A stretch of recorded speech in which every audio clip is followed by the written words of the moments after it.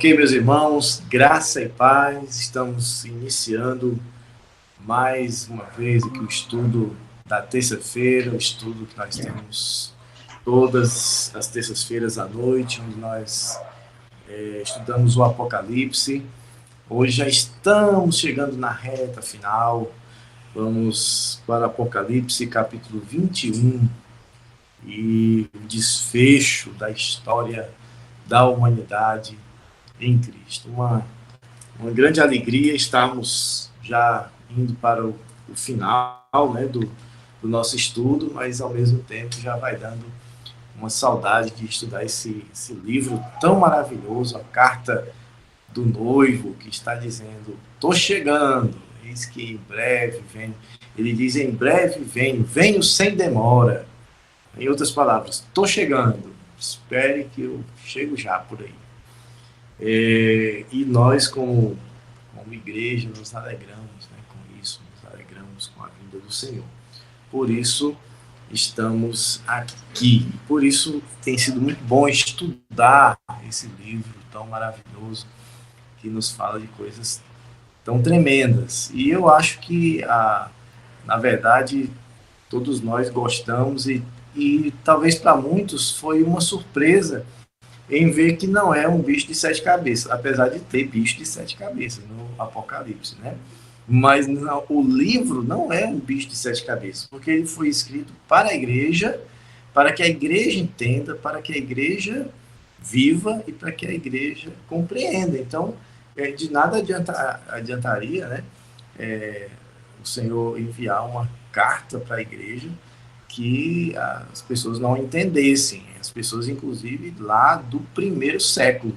Então, não é necessário grande intelectualidade para a gente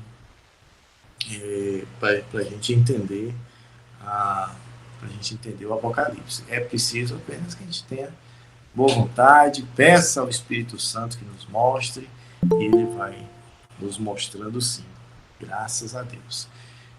Nós vamos iniciar. Eu vou pedir que Rosana faça uma oração iniciando e que dê também as boas-vindas aí para todo mundo. Fale aí com o pessoal.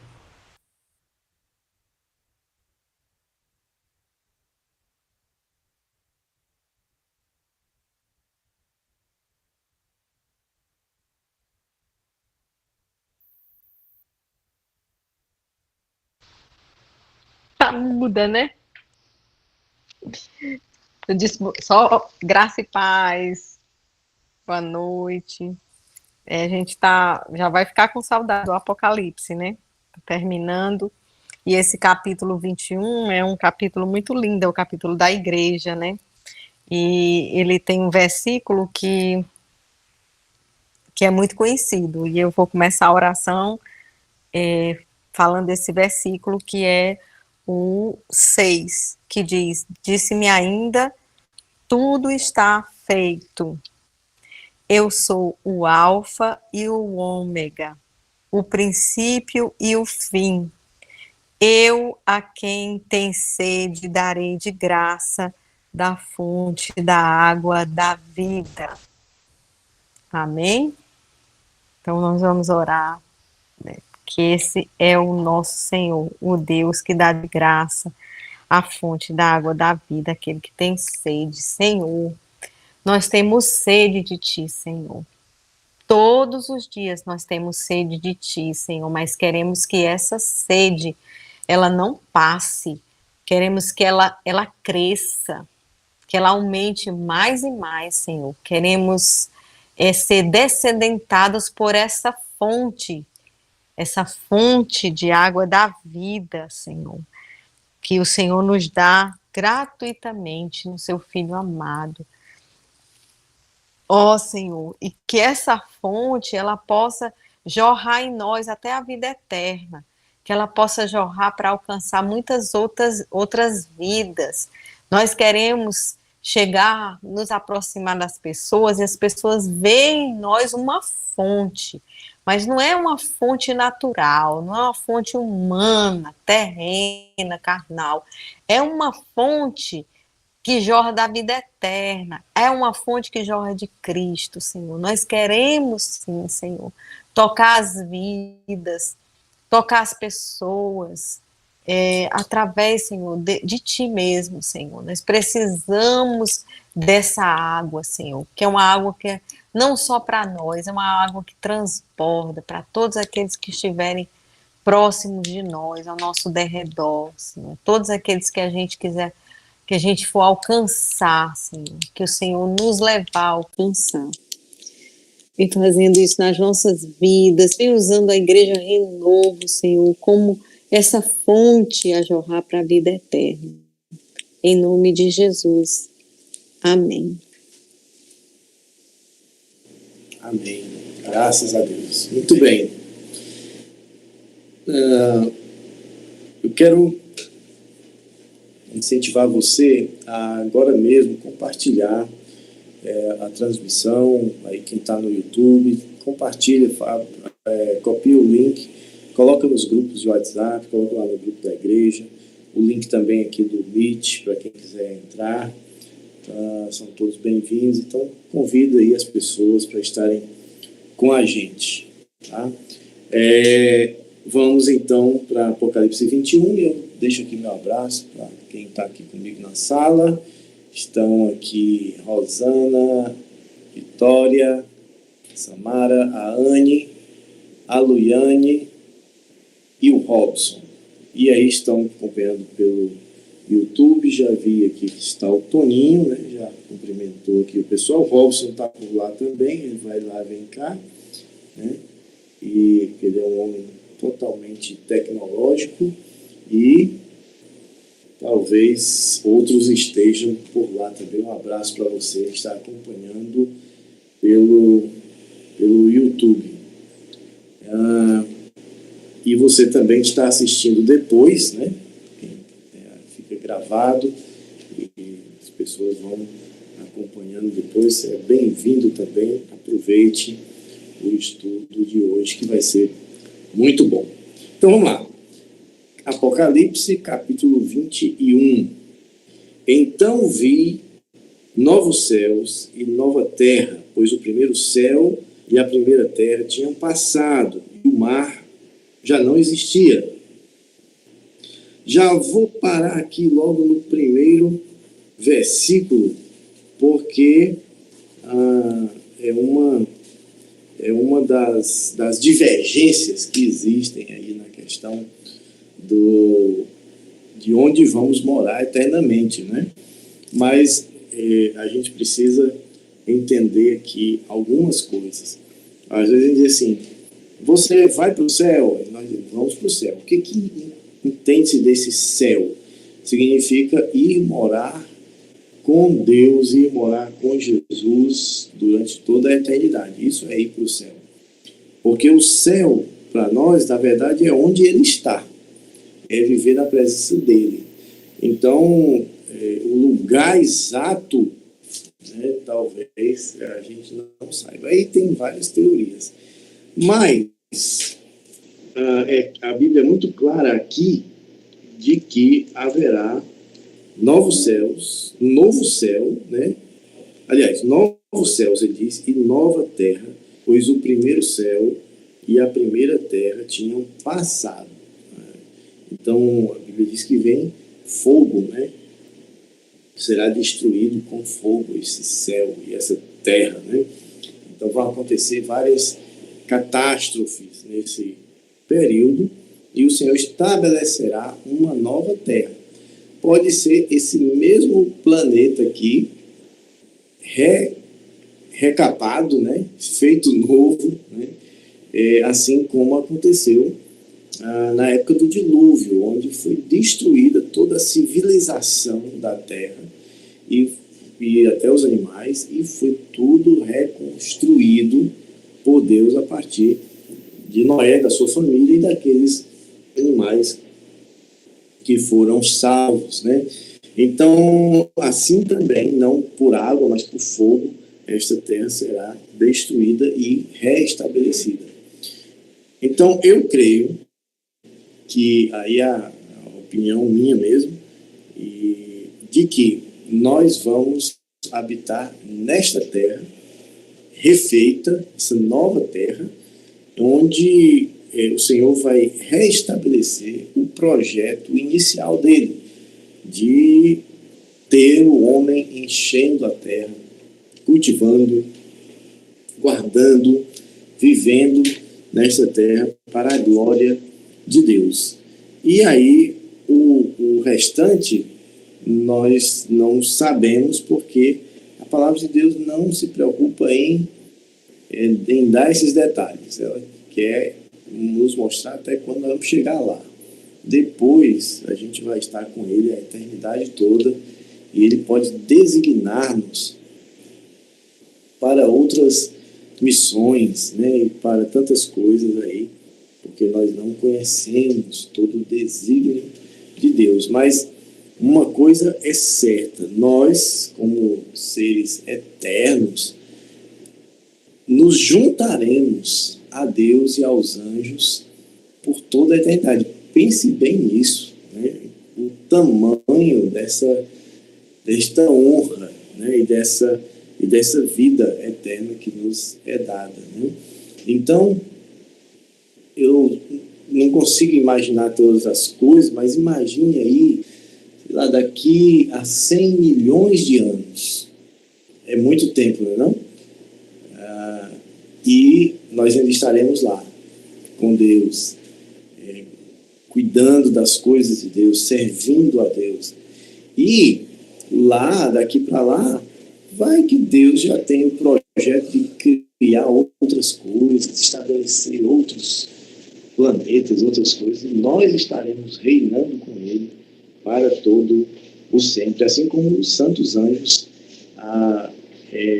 servem a Ele durante todo o período, desde a sua criação, que os anjos foram criados, até a eternidade. Então são coisas que, se a gente for pensar, a nossa mente vai ficar zuló, né? Mas a verdade é que nós temos toda a eternidade para viver com Deus. E creio eu que vamos viver, pelo menos inicialmente, nesta terra, servindo ao Senhor a partir daqui, onde é o projeto dele. Ele criou essa terra para nós. Os mansos herdarão a terra e se deleitarão em abundância de paz, diz a palavra. E Jesus confirma isso no Sermão do Monte, quando ele diz que bem-aventurados os mansos, porque herdarão a terra. Tem o detalhe aqui de que o mar não mais existia, né? Então seria uma nova Pangeia aí, né? Um continente só, e a gente teria bastante espaço para todo esse povo viver aqui. Agora vamos continuando aqui, porque tem coisas maravilhosas para a gente estudar ainda nesse capítulo. Diz assim, versículo 2: Vi a cidade santa,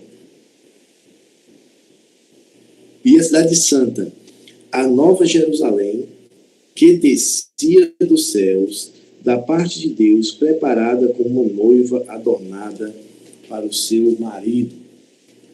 Então, o centro do governo de Deus, o centro da adoração, o centro da presença de Deus na terra, é essa nova Jerusalém, essa cidade que desce do céu. Então, não será construída por seres humanos. Veja aqui o tabernáculo,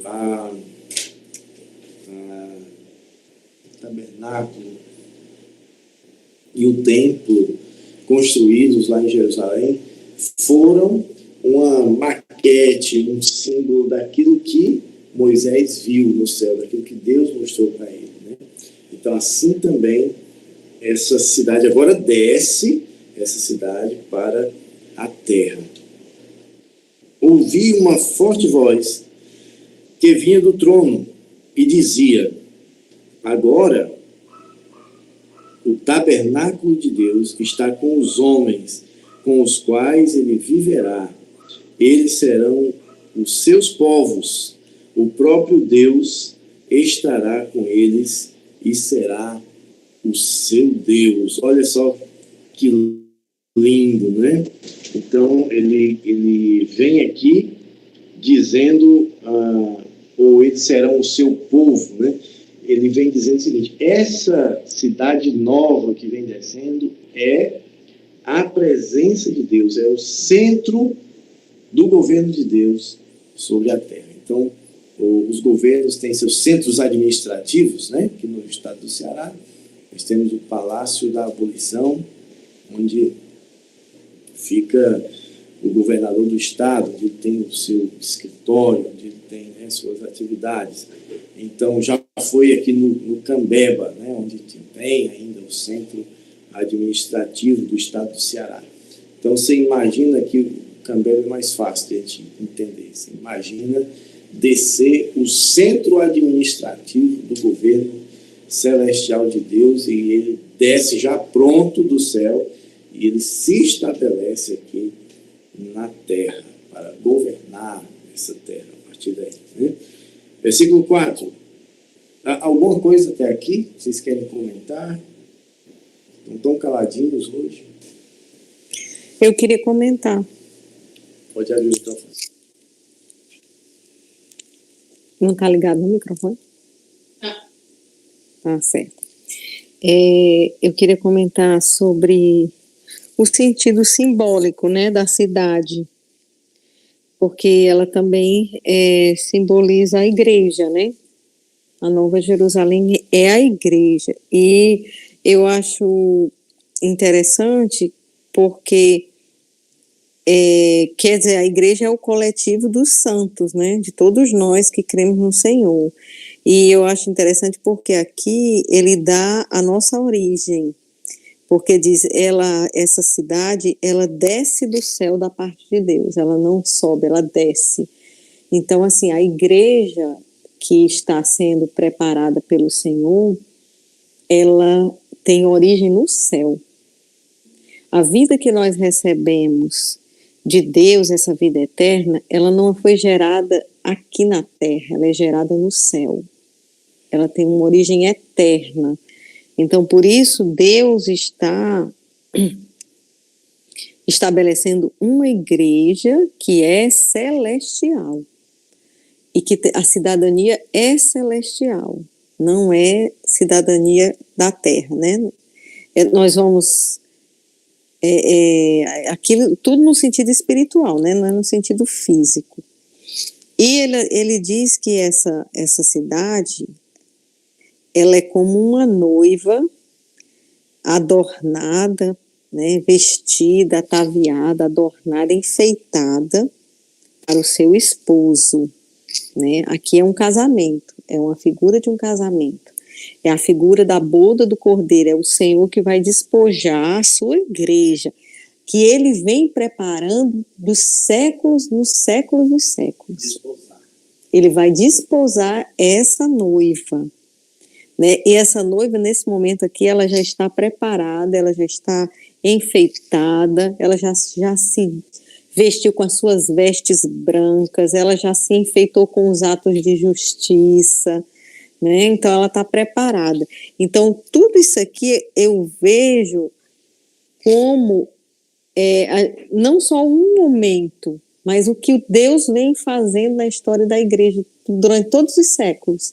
Ele está fazendo isso, ele está ataviando, ele está adornando essa noiva, ele está trabalhando nas nossas vidas a santidade, a justiça, para quê?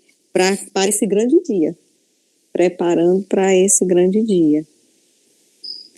Então aqui é a consumação, né, de todas as coisas, consumação. Então é muito linda essa figura aqui da igreja, para a gente refletir de onde nós viemos. Nós não somos daqui, temos cidadania celestial. E para onde nós vamos? Nós vamos voltar para ele como uma esposa para o seu marido, como uma noiva para casar com ele, para estar com ele eternamente.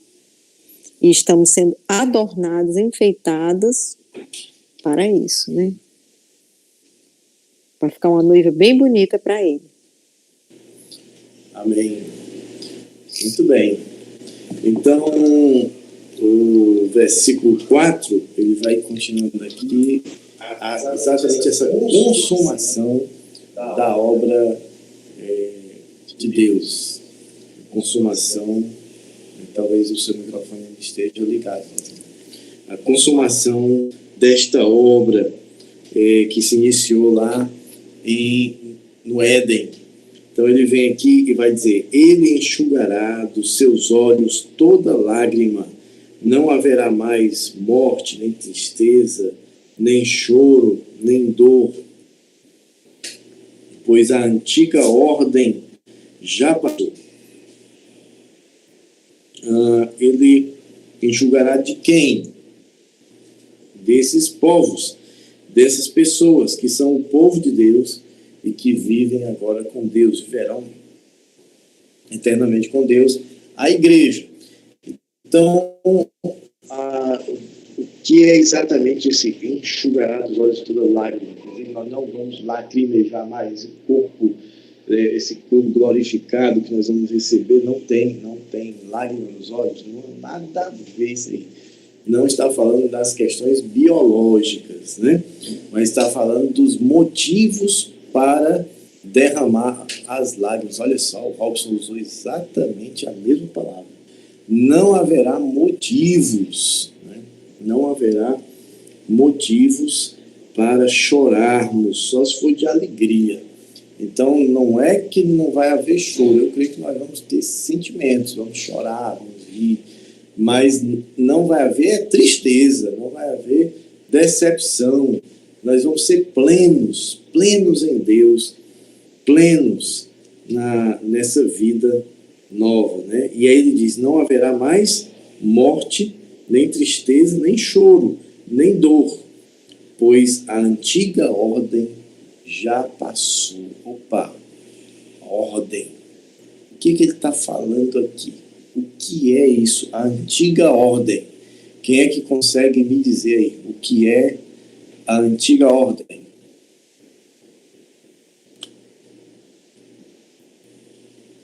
Vai dizendo aí, pode comentar alguma coisa, pode também falar, né? Mas existe uma antiga ordem que já passou. Que coisa mais estranha, né?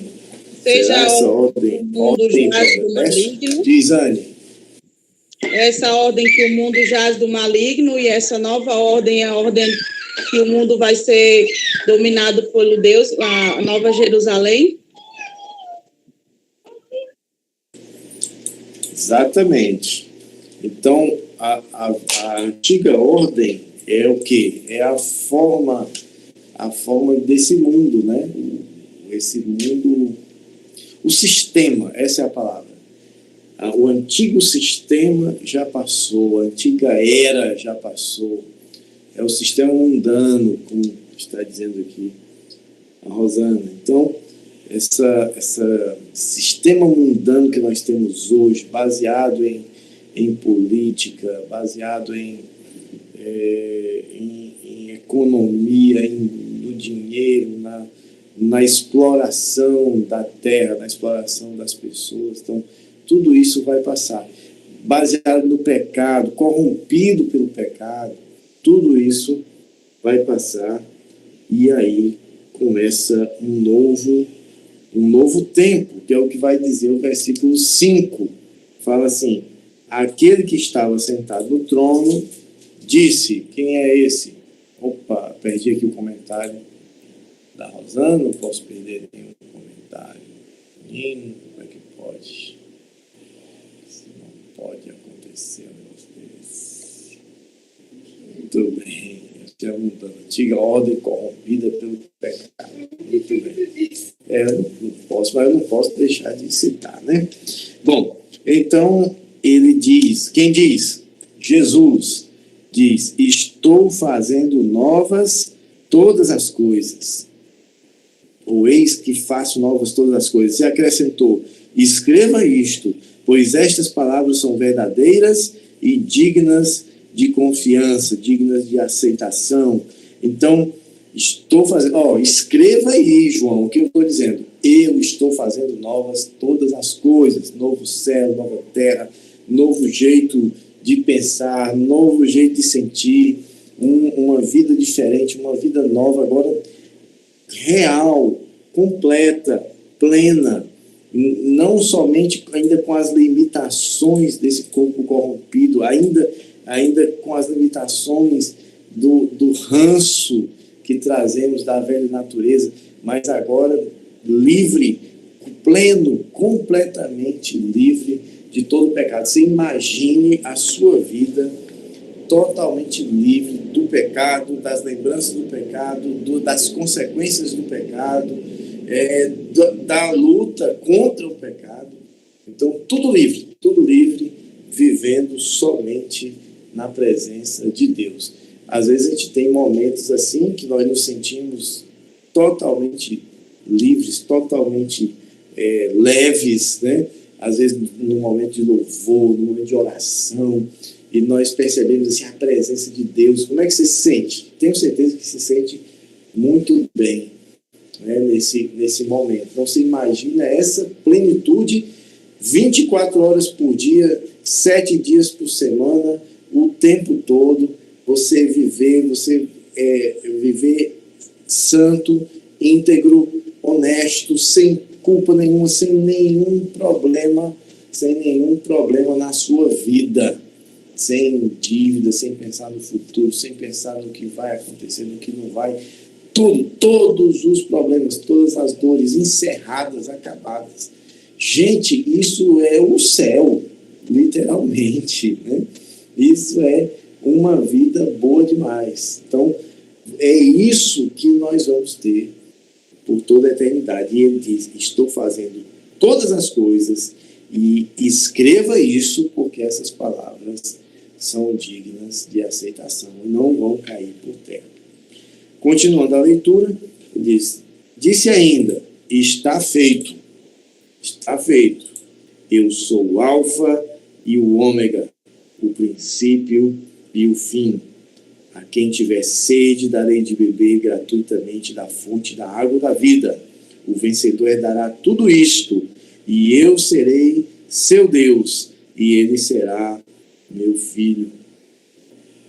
Então, concluindo aqui o raciocínio, ele conclui aqui a frase, né, dizendo isso, né, eu sou o Alfa e o Ômega. Eu comecei esse negócio e agora eu estou concluindo, né? Eu iniciei isso há tantos anos atrás, mas para Deus parece que foi ontem, né? E agora estamos concluindo esta grande obra que foi feita dessa raça humana em Cristo Jesus, que agora viverá como amigos de Deus, colaboradores, cooperadores com Deus e herdeiros também de todas as coisas durante toda a eternidade. Herdeiros, né? O vencedor herdará tudo isto. Tudo isso o quê? É só olhar para Mateus capítulo 5. Os mansos herdarão a terra. Bem-aventurados os mansos, porque herdarão a terra. Então, aquilo que João está vendo é a herança nossa, mas não para agora. Muitos têm colocado a sua esperança nesta vida. Essa vida aqui é muito curta em relação a tudo que você vai viver. Aqui é um pequeno estágio para que você trilhe um caminho ou outro. Depois você vai ter a eternidade toda para viver. Então, e herdando tudo isso, né? O Senhor nos entregando toda a terra como herança, como possessão para nós. Mas esse mais aqui é triste, né? Eu gosto muito dos mais que tem na Bíblia, mas esse aqui é triste. Mas os covardes, os incrédulos, os depravados, os assassinos, os que cometem imoralidade sexual, os que praticam feitiçaria, os idólatras e todos os mentirosos, o lugar deles será no lago de fogo que arde com enxofre. Esta é a segunda morte. Né? Muito bem, então ele dá aqui uma lista. Como é que nós chamamos uma lista que não é exaustiva, ela é exemplificativa. É assim que chama? Exemplificativa. Né? Então, significa o seguinte, eu vou olhar aqui, se esses pecados aqui eu não cometo nenhum deles, então estou garantido. Né? Não, aqui são exemplos. Né? Apesar de que, se você pegar de acordo também com o Sermão do Monte, dificilmente algum pecador não praticará um desses pecados aqui, porque no Sermão do Monte o Senhor mostra que ele amplia o conceito aqui do pecado, né? Então, na verdade, o que ele está dizendo é o seguinte: aqueles que praticam o pecado, seja ele qual for, esses, o lugar deles é o lago de fogo, né, que arde com o inferno, a segunda morte.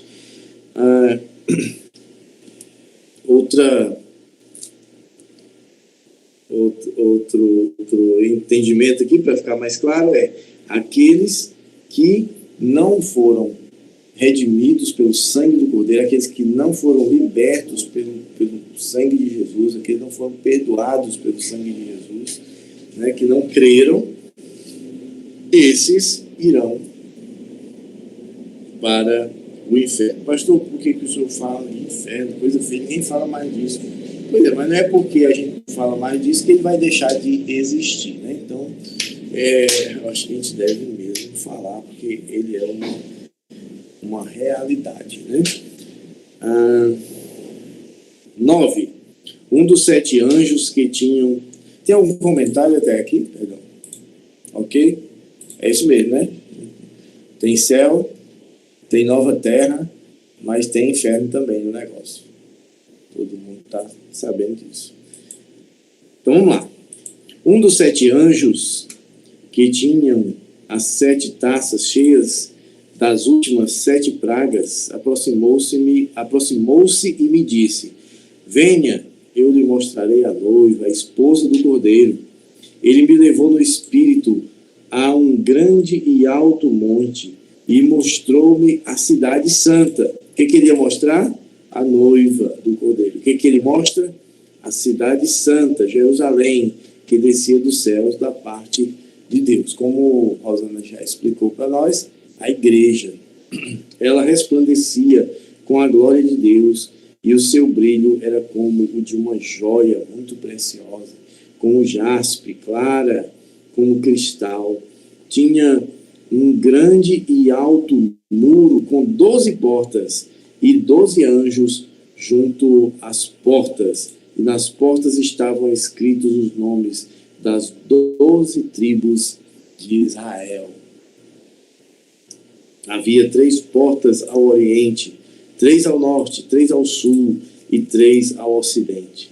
O muro da cidade tinha 12 fundamentos e neles estavam os nomes dos 12 apóstolos do Cordeiro. Eita glória! Aqui vai confirmando tudo que nós estudamos sobre 12, né? Lá no começo, o significado dessas coisas, os 12 apóstolos e as 12 tribos de Israel, e elas olham uma para a outra, elas se complementam, formando o povo de Deus, o povo escolhido de Deus, né, que aqui se encontra. E é interessante que as 12 tribos são colocadas como portas. E pode haver muito significado aqui, mas eu vou colocar um que me vem à mente, né? O significado da função de Israel, de abrir o caminho para a chegada do Cordeiro, né? Israel foi um povo escolhido para manifestar o teste, vamos dizer assim, de um povo de Deus terra, né, vivendo nessa terra, um reino de Deus, um povo governado diretamente por Deus, que adora a um Deus somente. Então, a Javé, né? Então, eles foram as portas de entrada para que entre o Rei da Glória, né? Para que chegasse Jesus, que veio exatamente do povo de Israel. Inclusive, a história do povo de Israel é a história dos antecedentes, dos ancestrais de Jesus. A Bíblia, ela conta a história da família de Jesus, né? Agora, e os apóstolos? Eles entram como fundamento, né? Como alicerce, como colunas dessa cidade, né? Por quê? Porque eles vêm para a consolidação da obra de Deus, né? Eles são colocados lá como a base, porque eles firmaram esta obra para que ela pudesse se manter firme até hoje e se espalhasse por toda a terra. Para você ter uma construção grande, você precisa de grandes fundamentos, né? Precisa de uma base sólida, e esta base sólida são os fundamentos apostólicos, são os 12 apóstolos escolhidos diretamente por Deus, diretamente por Jesus, né? E isso é maravilhoso, né? Os 12 apóstolos do Cordeiro. E agora nós temos aqui um pequeno detalhe, vou fazer só um comentário. Quando nós vemos na história lá de Atos, dos apóstolos, havia 12 apóstolos, mas um deles era Judas. E Judas traiu Jesus, matou-se, não se arrependeu, portanto ficaram só 11. E o texto bíblico previa a substituição. Então Pedro, sendo Pedro, se levantou e disse: a Bíblia diz que tem que substituir, que haveria essa perda de um dos 12, dos apóstolos, e que teria que ser substituído. Vamos aqui fazer um sorteio.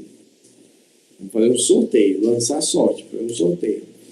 E sobre quem cair a sorte, esse vai ser o substituto de Judas. Interessante que, obviamente, Deus não tinha compromisso com o sorteio, né? E aí eu me lembro de um processo seletivo. A gente estava selecionando psicólogos para trabalhar no meu trabalho lá onde eu trabalho. E quem estava fazendo diretamente essa seleção, essas entrevistas finais, era o próprio secretário de Estado que estava fazendo essas entrevistas. E aí, na minha cabeça, eu nunca tinha parado para pensar, mas na minha cabeça eu imaginava o seguinte: você fazia uma seleção inicial, vamos dizer que você quer contratar, no caso eram 2 psicólogas que seriam contratadas. Então você pega lá 30 candidatas ou candidatos e você faz uma seleção e diz assim: secretário, está aqui as 6 melhores. Você faz as entrevistas e ele certamente vai encontrar naquelas 6 melhores as 2 que ele queria. E foi uma grande surpresa, porque depois de fazer as entrevistas, ele disse o seguinte: não me agradei de nenhuma, não vou contratar nenhuma dessas, pode começar tudo de novo. Isso me impactou muito, porque eu disse: ninguém serviu, né? Então, os apóstolos quiseram fazer exatamente isso. Eles olharam lá e disseram: tem que ser um de nós. Então, dos que estão aqui na igreja. Então, vamos fazer aqui um sorteio entre nós, e quem foi escolhido vai ser. né? Deus vai escolher através do sorteio. Mas não é essa mentalidade. Deus estava vendo muito mais amplamente, né? Então, caiu o sorteio sobre a cabeça de Matias. E Matias era um homem de Deus. E ele poderia muito bem ser um apóstolo, né? E foi, né, escolhido por sorteio. Mas apóstolo tinha que ser do Cordeiro, escolhido diretamente por Jesus. Jesus nunca delegou isso, né? Muito menos para sorteio. Então, Jesus olhou, eu imagino ele fazendo igual o secretário. Ele disse assim, não, eu não quero nenhum desses, eu vou procurar ainda outro. Por quê? Porque sou eu quem escolhe. Por isso, não são vocês. Essa é uma atribuição única do Cordeiro. São apóstolos do Cordeiro. Então, Matias viveu, Matias morreu por Jesus, morreu pelo Evangelho, né? Mas Estevão também morreu com o primeiro mártir, mas ele não era apóstolo. Então, morrer pelo Evangelho não quer dizer que seja apóstolo. E aí, Jesus vai e chama pessoalmente o substituto de Judas. Quem foi? Saulo. Ele olha para Saulo, se encontra com Saulo naquela estrada e diz, Saulo, por que me persegues? Diz, quem és tu, Senhor, que eu ando perseguindo? Ele diz, eu sou Jesus, a quem tu persegues. Então, ali, Saulo se converteu, depois se transformou, foi chamado de Paulo, né? E se tornou o apóstolo para os gentios, se tornou o apóstolo, o 12º apóstolo, se tornou o homem que mais escreveu livros da Bíblia, o homem que organizou, foi usado por Deus para organizar a teologia inicial da igreja, para fazer um link entre o Velho Testamento e o Novo Testamento. Ele fez isso muito bem feito. Ele disse, olha, as promessas se cumpriram, as coisas que estão acontecendo aqui. Ele plantou a igreja, jogou a igreja para a Europa, né, de onde ela se espalhou pelo mundo inteiro. Então, Deus usou grandemente este homem, porque ele foi chamado para isso. Então, só esse parêntese para que a gente compreenda algumas coisas aqui, no caso dos apóstolos do Cordeiro. Ok até aqui? Muito bem. Então, vamos continuar. Versículo 15. O anjo que falava comigo tinha como medida uma vara feita de ouro para medir a cidade, suas portas e seus muros. A cidade era quadrangular. Não é aquela igreja, não. É assim, quadrangular quer dizer que era um quadrado, certo? A cidade era quadrangular, de comprimento e largura iguais. Ele mediu a cidade com a vara, tinha 2.200 quilômetros de comprimento. A largura e a altura eram iguais ao comprimento. Então, era um cubo. Essa cidade é um cubo, né? É um negócio impressionante, mas não é um cubinho, não. É um cubinho, não. É um cubo muito grande. 2.200 quilômetros. Onde é que dá para chegar com 2.200 quilômetros? Quem me ajuda aí, hein? Daqui para São Paulo é 3.000 quilômetros. Talvez daqui ao Espírito Santo. Certo? Então, você atravessa aqui o Ceará, Rio Grande do Norte, a Paraíba, Pernambuco, Sergipe, a Bahia, que é um dia atravessando, segundo aqui a viajante Rosana, e aí vai chegar no Espírito Santo, mais ou menos isso. É o tamanho da largura da cidade.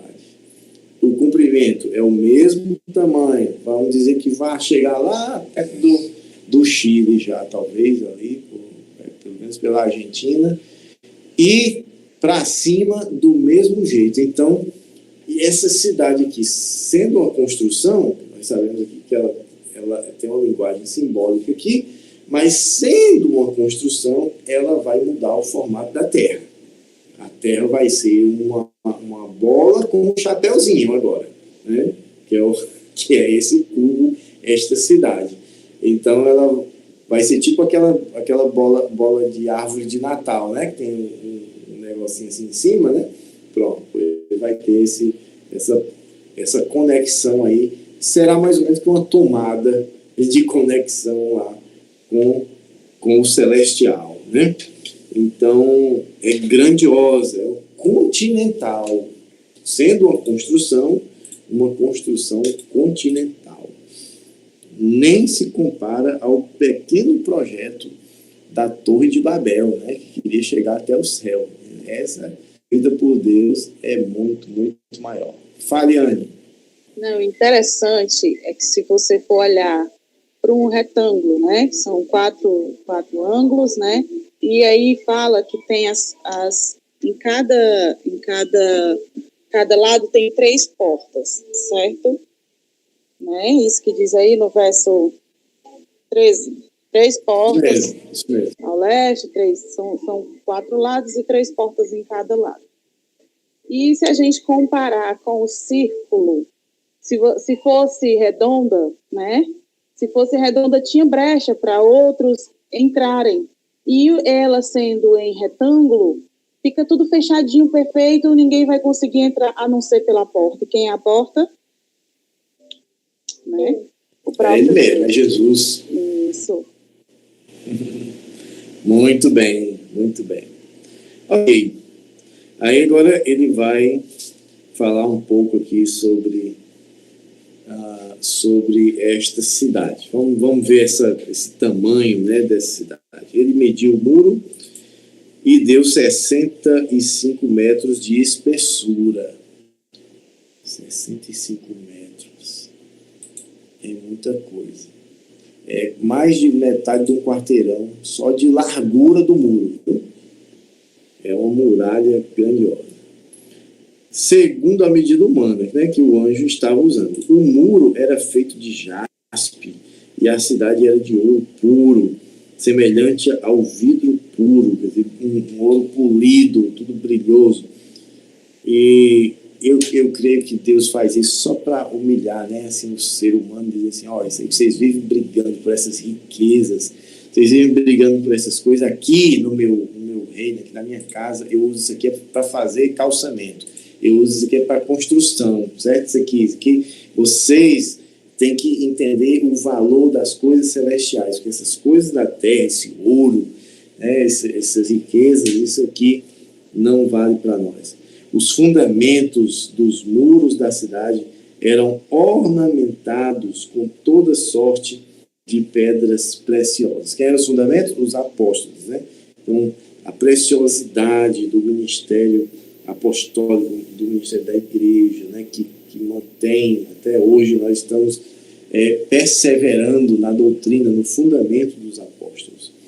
O primeiro fundamento era o ornamento com jaspe, o segundo com safira, o terceiro com calcedônia, o quarto com esmeralda, o quinto com sardônio, o sexto com sárdio, o sétimo com crisólito, o oitavo com berilo, o nono com topázio, o 10º com crisopraso, o 11º com jacinto e o 12º com ametista.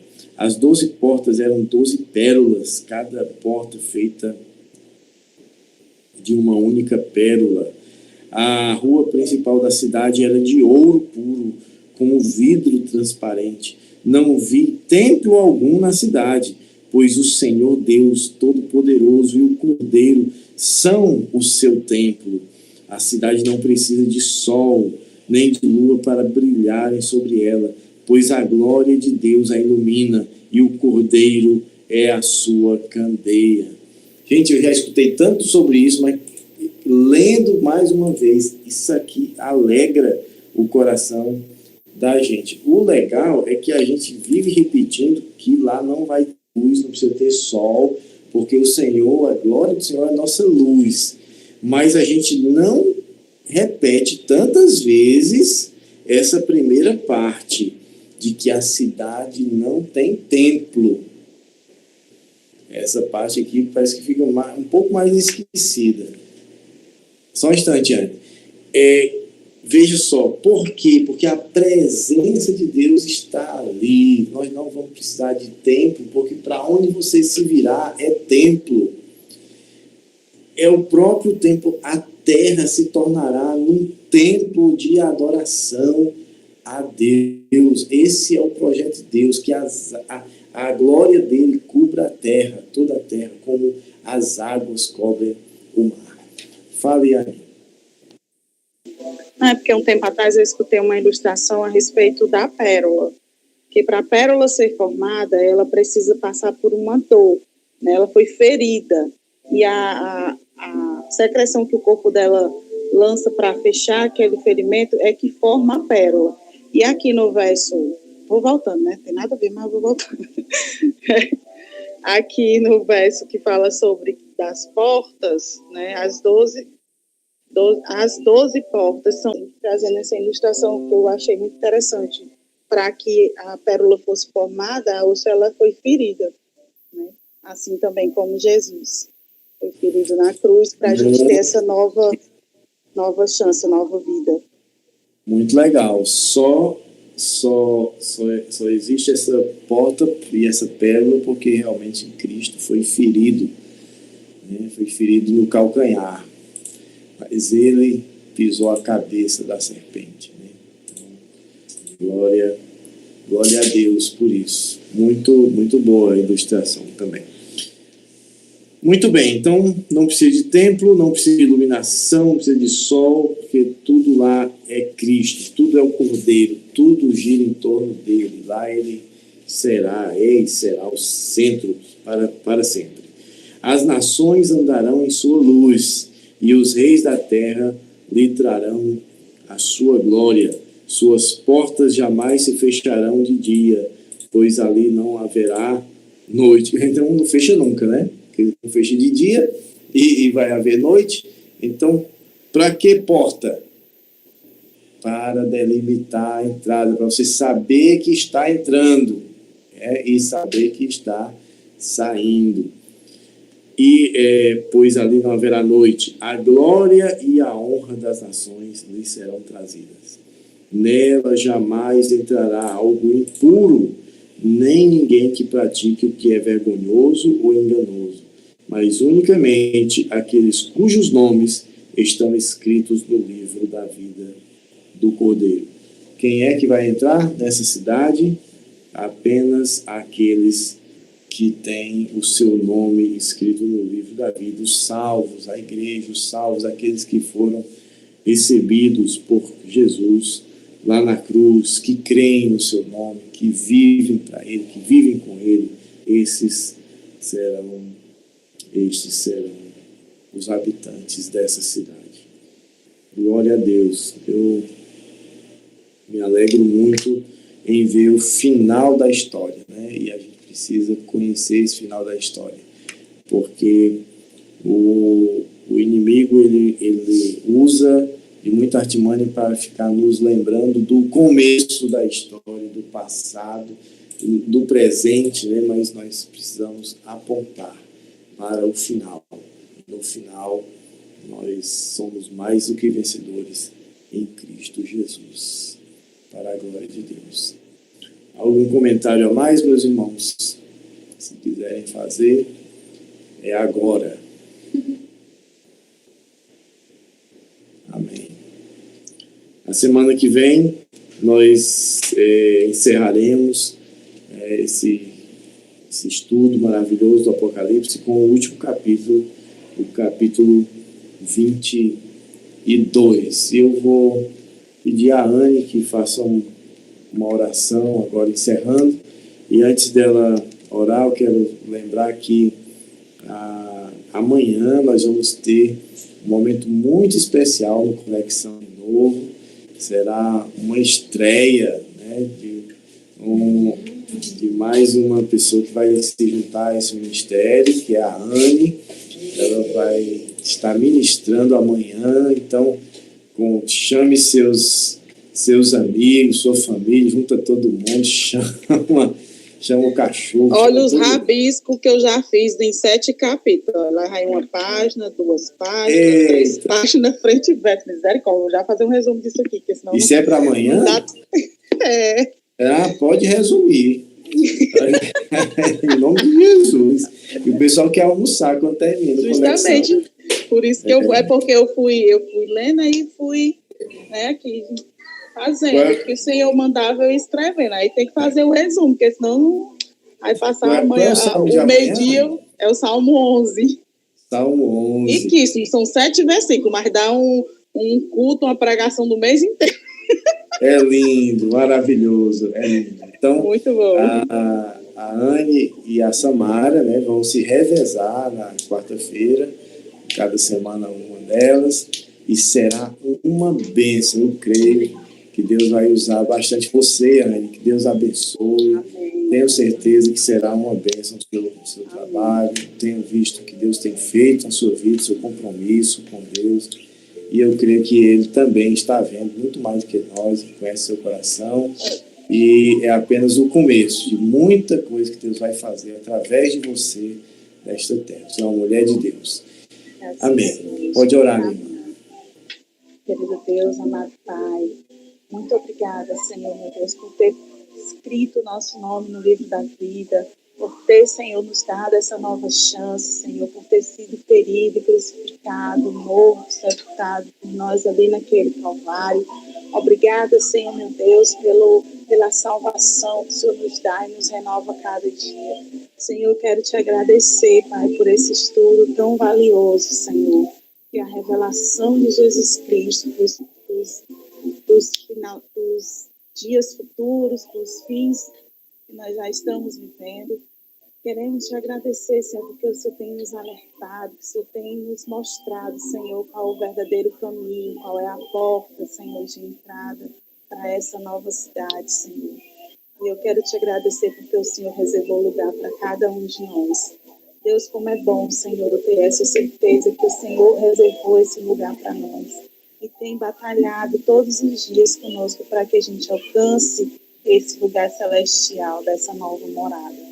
Deus, eu quero te agradecer, Senhor, por cada um aqui que está ao vivo, aqueles que estão escutando também pelo YouTube, pela vida de cada um deles. E que o Senhor venha tocar os corações, Senhor, e ministrar, Senhor, aqueles que ainda têm algum receio, algum medo sobre o livro de Apocalipse. Nós estamos já quase no finalzinho. Que seja mudado, que essa seja um livro de avivamento, de alegria, Senhor, porque nosso nome está escrito nele.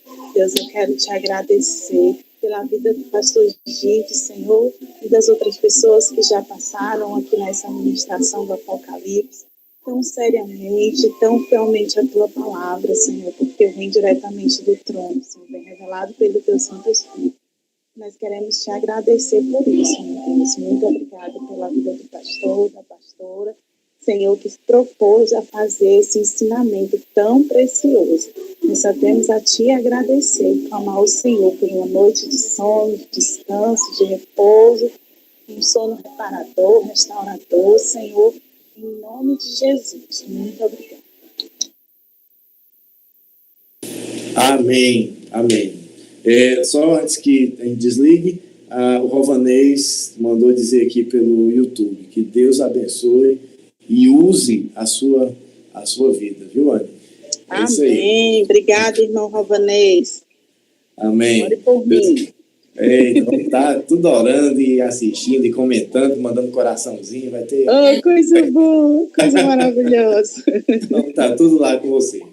Minha irmã e meus irmãos que estão aqui no YouTube, um forte abraço, Deus abençoe, graça e paz, uma boa noite e até a próxima, se Deus assim permitir. Tchau, tchau. Tchau, tchau.